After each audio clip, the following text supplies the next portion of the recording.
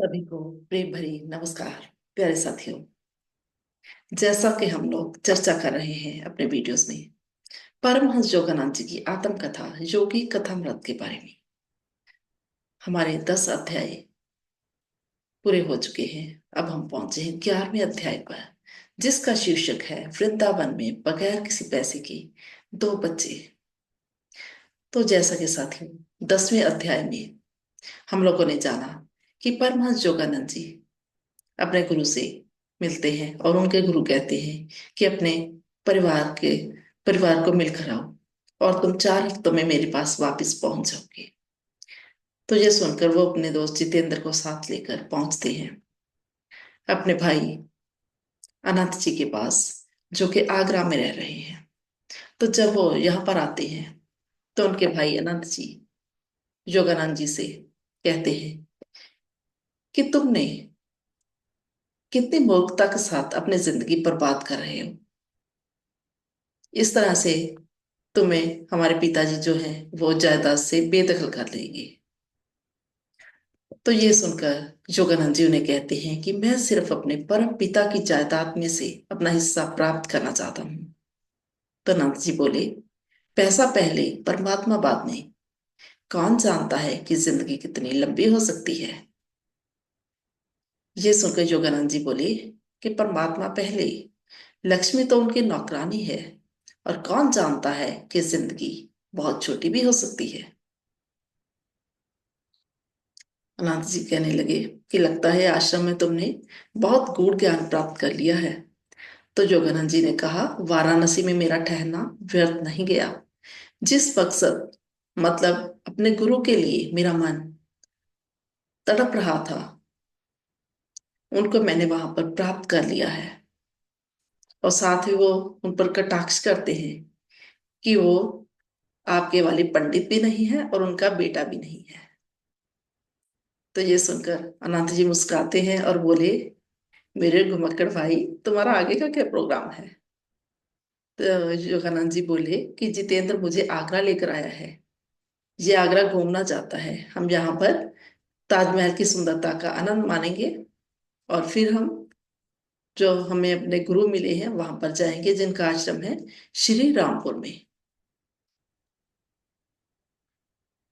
तो शाम को जब वो खाना खा रहे थे, जहाँ पर योगानंद जी कहते हैं कि जिस तरह की नजरों से अनंत दा मुझे देख रहे थे, मुझे ऐसा लग रहा था जैसे मेरे खिलाफ कोई साजिश रची जा रही है। और सचमुच सुबह जब वो नाश्ता करने बैठे तो वो बोले कि उस साजिश का पर्दाफाश हो गया, क्योंकि यहाँ पर फिर से नंद जी ने वही बात शुरू की। बोले, तो क्या तुमने पिताजी की जायदाद से अपने आप को बिल्कुल मुक्त कर लिया है। तो योगानंद जी ने फिर से वही जवाब दिया कि मैं परमात्मा के ऊपर निर्भरता पर पूरी तरह से अड़ोल हूँ। तो अनंत जी बोले, बातें करनी बहुत आसान है, क्योंकि अभी तक तुम्हारी जो जिंदगी है वो बहुत ही आसानी से गुजरी है। क्या हालत होती तुम्हारी अगर तुम्हें भोजन और रहने के लिए परमात्मा के अदृश्य हाथों पर निर्भर रहना पड़ता। बहुत जल्दी तुम्हारी गलियों में भीख मांगने की नौबत आ जाती। तो ये सुनकर योगानंद जी बोले, कभी भी नहीं। मैं परमात्मा के अलावा किसी से कोई उम्मीद नहीं करता। परमात्मा अपने भक्तों से भीख मंगाने की बजाय और भी हजारों तरीके निकाल सकते हैं। तो ये सुनकर अनंत जी बोले, ठीक है, तो इस भौतिक युग में तुम्हारी परीक्षा होनी चाहिए। तुरंत योगानंद जी ने स्वीकार कर ली। बोले, मैं उस परीक्षा को स्वीकार करता हूँ कि आप परमात्मा को एक काल्पनिक दुनिया तक ही सीमित रखते हो।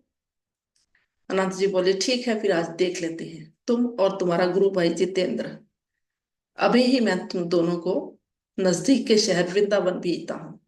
तुम दोनों के पास कोई भी पैसा नहीं होगा।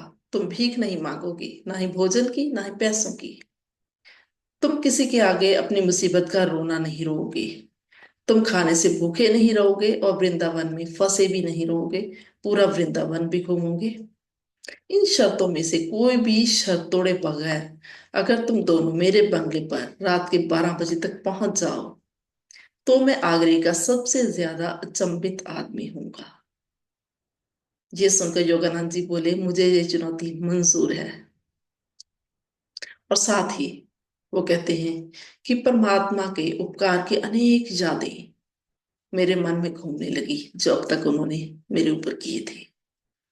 और फिर आधे घंटे में ही उन दोनों के हाथ में वृंदावन की टिकटें थमा दी जाती हैं। और जितेंद्र उन दोनों को वृंदावन जाने वाली गाड़ी तक छोड़ने के लिए गए स्टेशन। और उन्होंने स्टेशन के पास ही जो सुनसान जगह थी वहां पर पहले उनको लेकर गए। वहां पर जाकर उन्होंने जितेंद्र की और जो योगानंद जी की तलाशी ली पूरी तरह से, कि वो अपने साथ कोई पैसा वगैरह छुपा कर तो नहीं लेकर जा रहे। जितेंद्र बहुत ही घबराया हुआ था। वो बोला, अनंता, आप मुझे सुरक्षा की दृष्टि से 1-2 रुपए तो दे दो, ताकि मैं मुसीबत के वक्त आपको कम से कम तार तो भेज सकूं। लेकिन जी योगानंद जी बोले जितेंद्र को डांटते हुए कि जितेंद्र, मैं परीक्षा में शामिल नहीं हूंगा अगर तुमने अंतिम सुरक्षा के लिए एक पैसा भी लिया तो ये सुनकर जितेंद्र ने एक आखिरी पैंतरा फिर से चला और बोला, सिक्कों की छनकाहट में हौसला देने की बहुत शक्ति होती है। ये सुनकर नंद जी बोले, मुकुंद, मैं निर्दयी नहीं हूं। अगर संयोग से या परमात्मा की कृपा से इस वृंदावन वाली परीक्षा में तुम पास हो गए तो मैं तुमसे खुद विनती करूंगा कि तुम मुझे अपना शिष्य बना लो। जैसा कि हम सभी लोग जानते हैं कि भारतीय परंपरा में ऐसा नहीं होता कि बड़ा भाई छोटे भाई का शिष्य बने। तो योगानंद जी कहते हैं कि मैं ये सुनकर हैरान रह गया जब आनंद जी ने ये बात कही। और फिर वो दोनों गाड़ी में बैठते हैं और गाड़ी दौड़ती जा रही है वृंदावन की तरफ। जितेंद्र पूरी तरह से घबराया हुआ है। वो योगानंद जी से कहता है कि मुझे ऐसा कोई लक्षण दिखाई नहीं दे रहा कि परमात्मा हमारे अगले भोजन का प्रबंध कर रहा है। योगानंद जी बोले, शांत रहो शंकालु आत्मा, परमात्मा हमारे साथ है और वो हमारे पूरे भोजन का प्रबंध कर रहा है। तो जितेंद्र बोला, क्या तुम उन्हें कह सकते हो कि वो थोड़ा जल्दी कर दें। और साथ ही उसने कहा, मैं वाराणसी तुम्हारे साथ ताजमहल का मकबरा देखने आया था, अपनी कब्र में दाखिल होने नहीं। तो ये सुनकर योगानंद जी उससे कहते हैं, जितेंद्र, तुम्हें खुश होना चाहिए कि हम आज वृंदावन की पवित्र चमत्कारी जगहों पर पहली बार जा रहे हैं दर्शनों के लिए। वो कहते हैं कि मुझे इतना आनंद आ रहा है कि आज हम उस पवित्र धरती पर चलेंगे जिसको भगवान श्री कृष्ण ने अपने चरण छोह के द्वारा पवित्र कर रखा है। जब वो ये बातें कर ही रही होती हैं इतने में डिब्बे का दरवाजा खुलता है और तो अजनबी सज्जन अंदर आकर बैठ जाते हैं। और उनमें से एक सज्जन योगानंद जी और जितेंद्र से बातें करना शुरू करता है। बोलता है, बच्चों, वृंदावन में तुम्हारी जान पहचान का कोई है। तो योगानंद जी कहते हैं, इससे आपको क्या मतलब। तो वो सज्जन बोलते हैं, लगता है तुम भी चितचोर यानी कृष्ण के प्यार में मोहित होकर घर से भाग आए हो। मैं खुद भक्ति भाव वाला आदमी हूं, इसलिए इस अत्यंत कठोर गर्मी में तुम्हारे रहने का प्रबंध और खान पीन का प्रबंध करना मैं अपना धर्म समझता हूँ। तो जगन्नाथ जी बोले, नहीं श्रीमान जी, हमें हमारे हाल पर रहने दीजिए। आप बहुत दयालु हो, लेकिन हम घर से भागे हुए नहीं हैं। फिर उन दोनों के बीच कोई बातचीत नहीं हुई और गाड़ी जाकर वृंदावन के स्टेशन पर रुकी। चारों वहां पर उतर गए और जो वो दो सज्जन थे उन्होंने अपने लिए टांगा मंगवाया और साथ ही उन्होंने जितेंद्र और योगानंद जी का हाथ पकड़कर उनको भी अपने साथ में ही बिठा लिया। और वो चारों पहुंचे एक आलीशान आश्रम के सामने। वहां एक लड़का मुस्कुराता हुआ आया और उनको मेहमान खाने में लेकर गया। और वहां पर एक गौरवशाली चाल ढाल वाली बुजुर्ग औरत आई। तो उन सज्जनों ने बात शुरू की। वो उस औरत से बोले, गौरी माता, राजकुमार तो नहीं आ सके। वक्त पर ही उनको अपना प्रोग्राम बदलना पड़ गया, इसके लिए उन्होंने अफसोस जाहिर किया है। लेकिन हम दो और मेहमानों को आपके पास लेकर आए हैं। हमारी मुलाकात गाड़ी में हुई थी इनसे, और हमारा जो दिल था इनकी तरफ खींचा चला गया, और हमें ऐसा लगा कि ये कृष्ण भक्त हैं। और साथ ही उन्होंने विदा ली, जोगानंद जी और जितेंद्र से कहते हुए कि अच्छा बच्चों, हम चलते हैं, अगर परमात्मा ने चाहा तो फिर कभी मुलाकात होगी। तो वो इतना कहकर दोनों चले जाते हैं। और फिर बुजुर्ग औरत उन दोनों से कहती हैं कि यहाँ पर तुम दोनों का स्वागत है।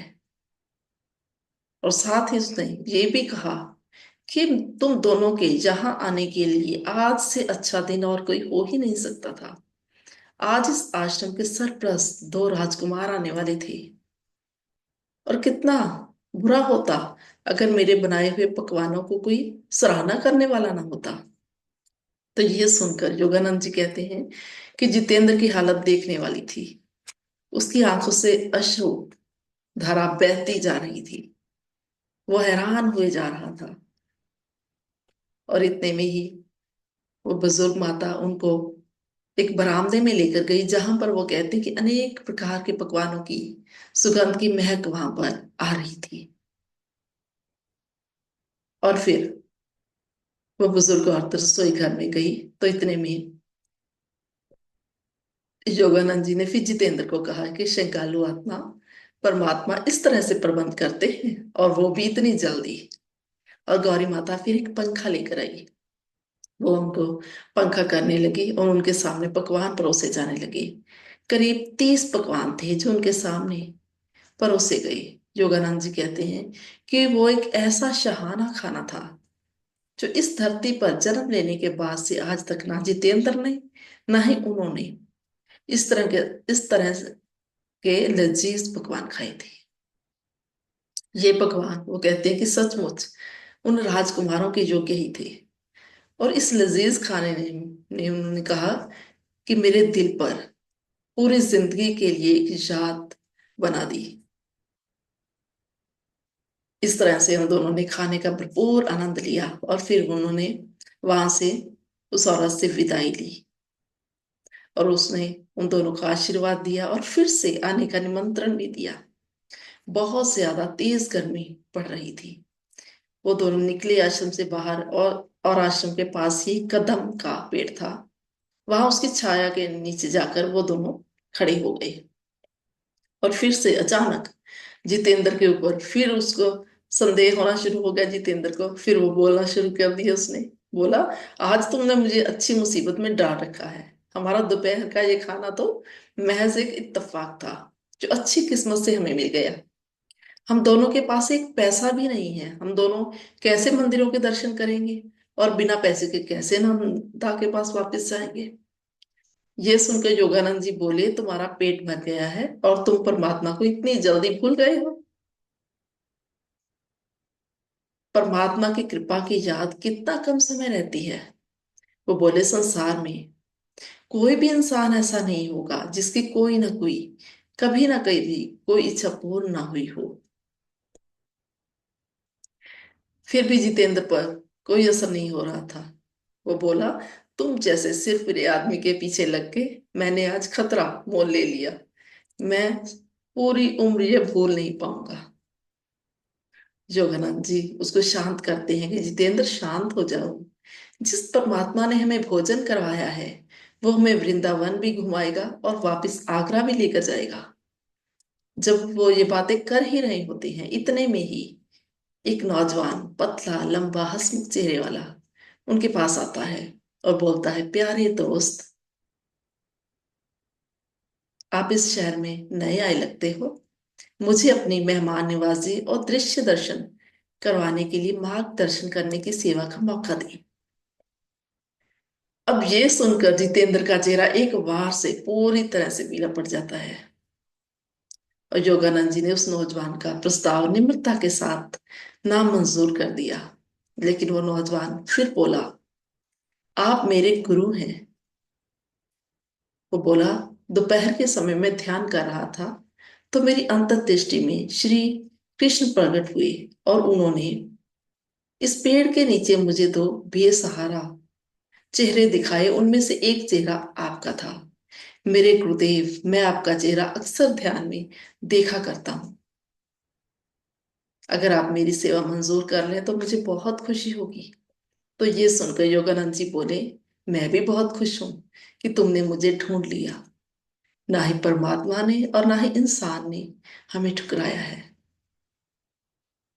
तो ये सुनकर वो नौजवान जो है बहुत खुश हो जाता है। उसका नाम है प्रताप चटर्जी। और वो कहता है, प्यारे दोस्तों, आप मेरे घर पधारें और मेरे घर को पवित्र करें। लेकिन योगानंद जी बोले, आप बहुत दयालु हैं, लेकिन ये संभव नहीं, क्योंकि हम पहले ही आगरा में अपने भाई के मेहमान हैं। तो उस नौजवान ने कहा, ठीक है, कम से कम वृंदावन आपके साथ घूमने की इजाजत ही मुझे बख्शिश कर दीजिए।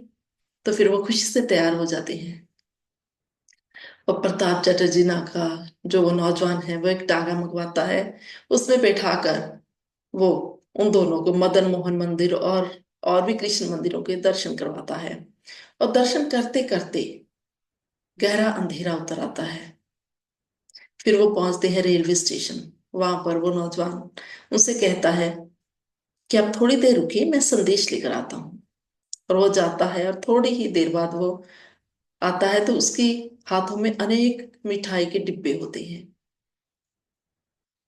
वो उनको भेंट करता है और एक एक रुपए की नोटों की एक गुत्थी होती है। और दो आगरा जाने के टिकट होते हैं उसके पास। तो परमहंस योगानंद जी जहां पर कहते हैं कि जब वो ये तोहफे उससे कबूल कर रहे थे, तो उनकी श्रद्धा परमात्मा के उन अदृश्य हाथों के लिए थी, जिनका अनंता ने इतना मजाक उड़ाया था। वो सोच रहे थे कि क्या परमात्मा ने हमारी जरूरत से कुछ ज्यादा ही हमें नहीं दे दिया था। वो सभी तोहफे वो कबूल कर लेते हैं, अपने पास रख लेते हैं। और फिर वो स्टेशन में एक सुनसान जगह देख कर वहां पर जाते हैं और उस प्रताप नाम के नौजवान को क्रिया योग की दीक्षा देते हैं। और ये भी कहते हैं कि अब से यही तकनीक तुम्हारी गुरु होगी। आधे घंटे तक वो उसे उन्होंने दीक्षा दी और साथ ही उसे कहा कि ये क्रिया ही तुम्हारे लिए चिंतामणि है। चिंतामणि यानी साथियों, सभी चिंताओं को दूर करने वाली एक मणि। और परमात्मा के नाम को भी चिंतामणि कहा जाता है। और साथ ही उन्होंने कहा कि ये तकनीक बहुत सरल है। इसमें मनुष्य के आध्यात्मिक विकास की चाल को बढ़ाने की प्रक्रिया मौजूद है। हिंदू शास्त्र कहते हैं कि आत्मा को मोह माया से मुक्त होकर परमात्मा के साथ एक होने के लिए 10 लाख वर्ष लग जाते हैं।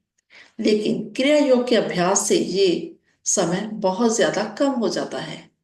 जिस तरह से जगदीश चंद्र बोस ने यह साबित किया कि पौधों के विकास की गति को उनकी कुदरती विकास की गति से तेज किया जा सकता है, उसी तरह मनुष्य की मनोवैज्ञानिक विकास की गति को वैज्ञानिक तरीके से बढ़ाया भी जा सकता है। और उन्होंने कहा कि दृढ़ निश्चय से इसका अभ्यास करो, आप गुरुओं के गुरु के पास पहुंच जाओगे। तो ये सुनकर प्रताप बहुत खुश हो जाता है और वो कहता है कि आज मैं अपने आप को किसी नए संसार में पहुंच गया महसूस कर रहा हूं। तो इस तरह से उसे विदा लेकर फिर वो दोनों गाड़ी में सवार होते हैं और चलते हैं आगरा की तरफ। और जितेंद्र एक बार फिर से गहरे दुख में चला जाता है और बोलता है, परमात्मा में मेरा विश्वास कितना घटिया था। मेरा दिल पूरी तरह से पत्थर था। भविष्य में अब मैं कभी भी परमात्मा की सुरक्षा पर शंका नहीं करूंगा। परमहंस योगानंद जी कहते हैं, आधी रात होने वाली थी और हम पहुंच गए थे अनंता के घर पर। और जब उन्होंने हमें देखा तो उनकी आश्चर्यता देखने वाली थी। उन्होंने कहा, मैं अंदर गया और अंदर जाकर मेज पर चुपचाप 1 रुपए के नोटों की वर्षा कर दी। तो ये देखकर आनंद जी और ज्यादा हैरान हो गए और उन्होंने जितेंद्र से पूछा, कहीं इस लड़के ने कहीं डाका तो नहीं मारा? लेकिन जितेंद्र जिस तरह से पूरी कहानी बताता चला गया तो अनंतदास जी शांत होकर गंभीर होते चले गए। और साथ ही उन्होंने क्या कहा कि मांग और पूर्ति का नियम जिस तरह से मैंने सोचा था उससे कहीं ज्यादा ताकत के साथ सूक्ष्म जगत में काम करता है।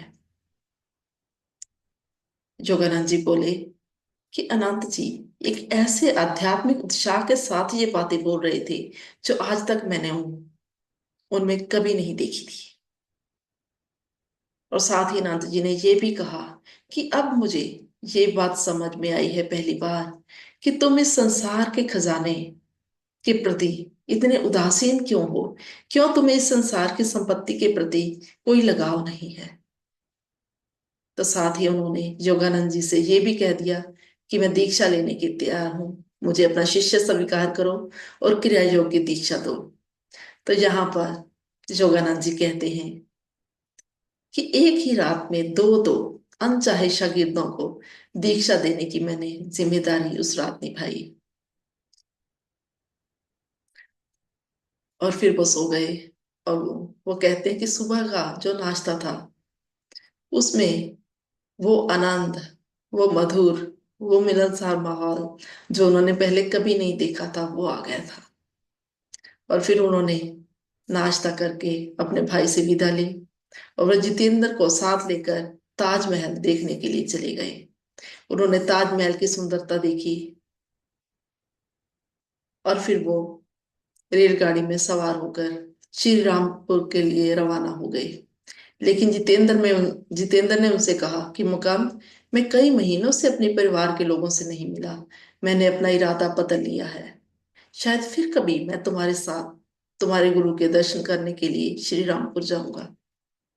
तो यहाँ पर योगानंद जी कहते हैं कि मेरे एक अस्थिर चित्त मित्र ने कोलकाता आकर मेरा साथ छोड़ दिया और मैं अकेला ही फिर श्री रामपुर पहुंच गया। और जब वो वहां पर पहुंचे तो उन्हें अचानक ये याद आया कि वाराणसी में गुरुदेव से मिले उनको ठीक 28 दिन गुजर गए हैं। और उनका दिल हैरानी से धड़कने लगा क्योंकि गुरुदेव ने उनसे कहा था कि तुम 4 हफ्तों में मेरे पास वापस आ जाओगे। और आज वो वहां पर खड़े थे और वो कहते हैं कि आज पहली बार मैं उस आश्रम में दाखिल हुआ जहां पर मेरी जिंदगी के श्रेष्ठ हिस्से के अगले 10 साल भारत के ज्ञान अवतार की संगत में मैं बिताने वाला था। तो साथियों ये था हमारा आज का अध्याय जिसमें परमहंस योगानंद जी पहुंच जाते हैं अपने गुरु के आश्रम में। मुझे इतने सब प्रेम शांति से सुनने के लिए आप सभी का बहुत बहुत धन्यवाद। प्यारे साथियों, अगर आपको मेरी ये वीडियो अच्छी लगे तो प्लीज इसको शेयर कीजिए, लाइक कीजिए, सब्सक्राइब कीजिए। शुक्रिया दोस्तों। जल्दी फिर मिलेंगे अगली वीडियो में।